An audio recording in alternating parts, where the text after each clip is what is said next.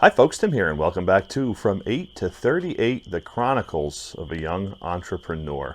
Well, today's video we're going to talk about the importance of to-do lists.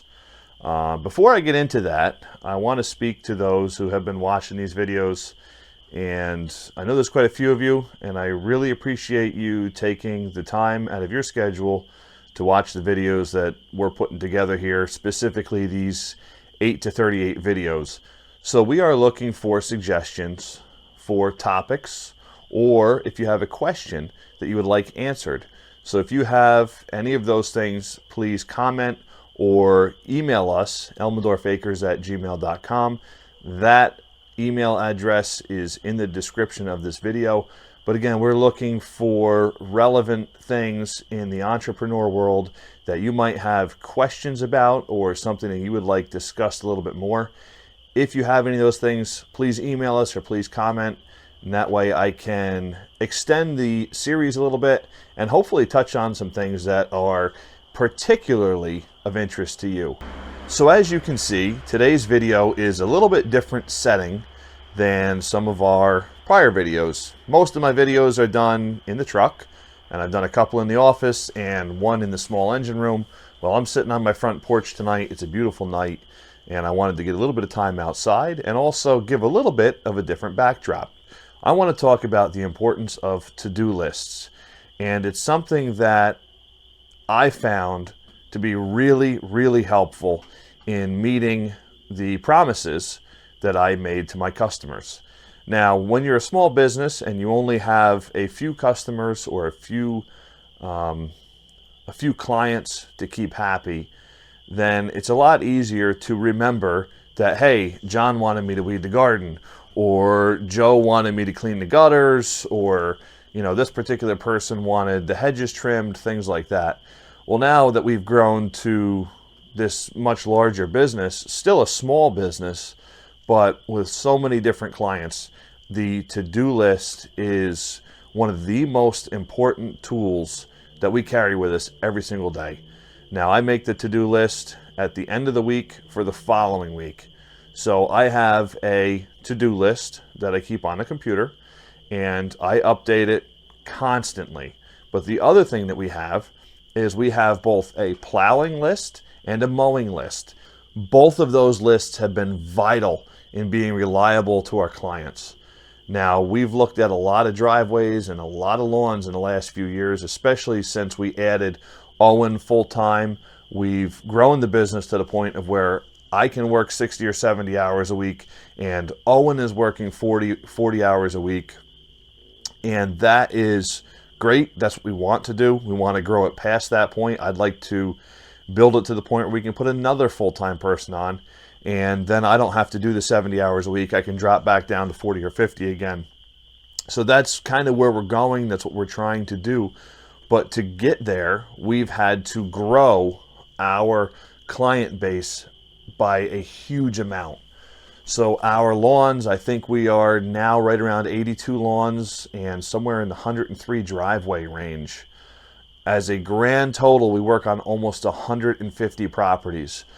So you can imagine trying to keep that many properties and that many clients in order in your head. It's absolutely impossible.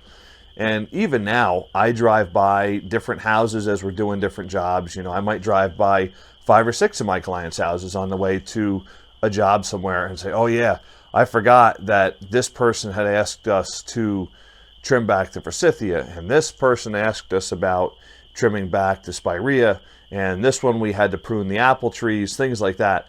So without that list, we would be a completely unreliable business, and the only record of what needed to be done is right here in my head. But having a list allows us to be able to continue on in the event that something bad happens. So last October, many of you know, we had our newest baby, and he was in the hospital. We were in the hospital for a few weeks with complications. One of the things that was really able to help keep the business going was Owen stepped up while I was in the hospital. So I was running the business from the hospital room, But Owen stepped up, grabbed that to-do list, and we just started working through the to-do list. So it made it as if I almost wasn't missing. I almost wasn't out of the equation. Of course I was, and the inability to work 50 to 60 or 70 hours a week really affected our to-do list. We got further behind. But without that list, we would not have been able to keep the business functional and hit those top priority items. So we have, as I was saying, 3 separate to-do lists. And we've got our plowing to-do list for snow plowing. And on that list, I actually have my client names, my phone numbers, and their addresses for them. That way, if something happens, I can hand that list to one of my friends. Now, we've talked about this in prior videos, especially the most recent video, which is how to work well with your competition, right? So I can, if something really happens, something bad, I can hand this list to my friends that are in the same business and say, hey, something happened. I really need you guys to cover this. Obviously, it would be kind of a life or death type of emergency, but I need you guys to cover this. Can you please do it? And it has the client names, the phone numbers, and their addresses, along with some other various information, when we're supposed to plow the driveway, different pricing, things like that. But that is the way I have our snow plowing list set up. That way, anybody can grab it, they can go through our list, and they can make sure that we have upheld our end of the bargain with our clients. So that's really, really important. And I do the same thing with the lawn mowing list. Now, on the lawn mowing list, we have weekly clients and folks that we mow every other week. And I do it all on the computer, whether I highlight it or bold the names. There's different ways that we'll do it for different lists. But every week at the beginning of the week, so Monday morning, we start out with our mowing list for the week. And usually what we do is we try to break that list up into 2 separate time frames. And what I mean by that is we have the folks that we mow on Monday, Tuesday, Wednesday. And then we have the folks that we mow Wednesday, Thursday, Friday. Now, Wednesday is kind of an overlap day, and that is done on purpose.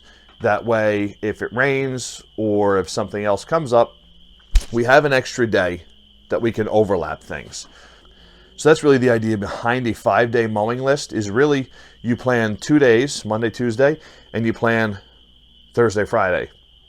And your Wednesday is an overlap based off of what else comes up, how many lawns you got done, did a machine go down, did it rain, is it gonna rain on Friday and you end up mowing a day early, things like that.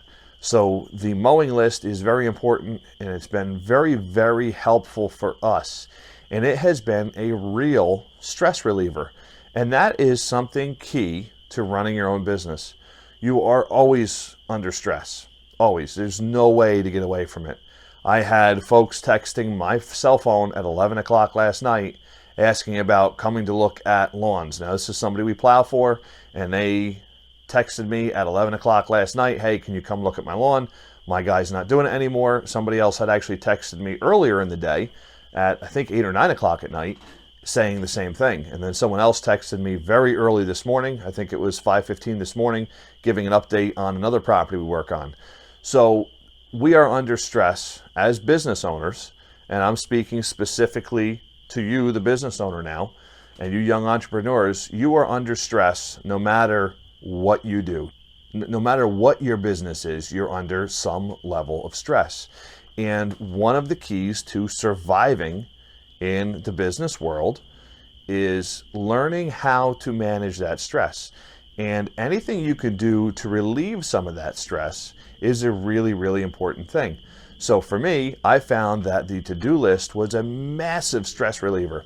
I've got my list. Monday morning, I've got my list right here, and I can look at it and say, hey, we're mowing John's lawn and Jim's lawn and Joanne's lawn and somebody else's lawn. We can go down the whole list. And I also organize this list into a loop. That way, I know that this loop takes us 9.5 hours to mow. So if I start it here and I kind of butterfly wing it out, and we come back and we end almost where we started, which is right back at the yard. And then on Tuesday, I plan the list the same way. We go out and we hit all these lawns in this same area and we come back. That way we're not going over here on Monday and also over here.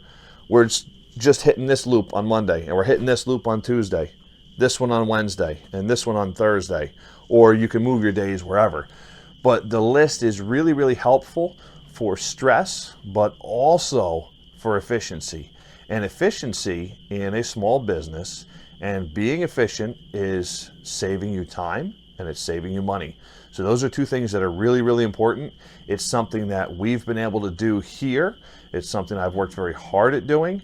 Now, of course, we focus primarily on doing a great job, but by being efficient, it allows us to do a great job for our clients and to give them a great price at the same time. And there's a lot of ands here, and we're able to do it without it being as stressful for me. So by having that list, it ensures that our work is getting done, we're not skipping any clients, and it's a stress reliever for me. I don't have to sit there or lay in bed, because that's what happens, right? You lay in bed at 2 o'clock in the morning and you wake up and say, oh no, I forgot to mow so-and-so's lawn, or oh no, I forgot to plow this driveway out, and they're coming up at 5 o'clock in the morning. I need to have this thing cleared. So by having lists, our plowing list, our mowing list, and our regular to-do list is one of the keys for me for turning this business from being just a mediocre business to one that has become very, very successful. And part of the success, you can go back through our other videos with our hard work and dedication, our goals, honesty and integrity, all those things. They're all keys to our success. So one of the things that I feel has been very, very good for our business, and it's springboarded us to another level, is making sure that we are reliable. So these to-do lists make it so that we are much more reliable than we used to be. Having that to-do list is huge. So those are my thoughts on to-do lists. They are really important. And the nice thing is, like for me, I will make our plowing list and our mowing list and things like that. And I can actually keep the mowing list, and it's what I do. So I transcribe everything from our daily to-do list, that lawn mowing list, into the master record back at the office. I always make sure I do that every night. But one of the things that I can do is I keep that mowing list on our clipboard, and I can refer back to it when I go to a property the next week. That way, if a client, while we're there, because it happens all the time, they'll come out and say, hey, Tim, can you mulch these flower beds? Or can you check on an installation for this dogwood tree that we want to do?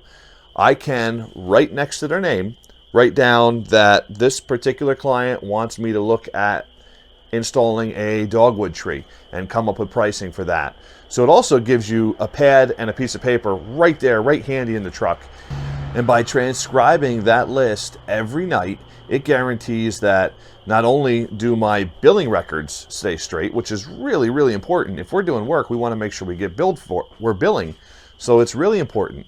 If we do work, we want to make sure that we are able to bill the client for it. Well, if we did 15 lawns and I can only remember 14, then that 15th lawn, it's just out there. It's almost like we didn't even cut it. But it's worse than not cutting it, because I paid insurance during that time. I paid an employee to cut it, and wear and tear on the machines. So it's really, really important to keep those good records on that to-do list. But by having that to-do list, writing it down, transcribing it every night when we're done for the day in the office, I can keep track of what needs to be done. I can update our master to-do list, because like I said, it might be somebody that said, hey, I got your price on planting that dogwood, and we would like to put it on the spring of 2024 list, which is already happening. People are already saying, hey, we want stuff planted next year. So I've got our to-do list. It's right there. And I've got 2023, and I've got different months, different clients, and then in the bottom, I've got 2024. And that's right there. I can put on that, Jill wants a 2.5-inch caliber white dogwood planted. And it really helps us keep track of what needs to be done with the business. So to-do lists are really important for the entrepreneur. We're busy people. As entrepreneurs, you're wearing all these different hats. We've discussed that before. There's so much going on in your mind already. I actually, as a side note, I actually was talking with my mother the other night, and I said, we're working on 150 properties. Of those properties, 90% of people owe us money right now, which is normal. We carry rotating type balance on these properties. But what I told her was even more detailed than that. I said, so of all these people that owe us a balance, in my head, I know almost to the dollar how much each one of those people owes us as a business. And that's something that I don't have to know. It's just the way my brain works. But it's something else that's in there rattling around. You're trying to keep track of things. You don't want to have to keep track of all that stuff. So the to-do lists, the record keeping, as I've said before, we keep multiple layers of records. So we keep those lists because they're a really, really handy guide. But I also keep them past when they're actually useful as far as our transcribing, because I can look back at them over the last few weeks and see what's been done or what hasn't been done. But for instance, our snowplow records, we keep them for several years. So when I go and bid commercial or residential properties, I can look and say, hey, we had 6 snowstorms that were between 4 and 7 inches. And we had 2 that were over 12 inches. And we had 7 storms that we used X amount of ice melt, things like that. So all these records come into play when you're bidding jobs, which is a discussion for an entirely different video. I'm looking forward to doing a video on bidding jobs. I'm just trying to put some good relevant information together for that one for you folks. But thank you very much for watching. I appreciate your time in watching these videos. I've enjoyed doing them. It's been fun for me to kind of reminisce and discuss different techniques and ideas that I've had over the years in turning our business from little Timmy riding his lawnmower and, well, really pushing the lawnmower around the neighborhood, now to where we are, which is a larger business, a lot of clients, great clientele, and plenty of work. And it's really been a blessing to kind of reminisce the journey from little Timmy to where we are now. So thank you for watching from 8 to 38, the Chronicles of a Young Entrepreneur. And again, this video was specifically about to-do lists and their usefulness. Thanks for watching.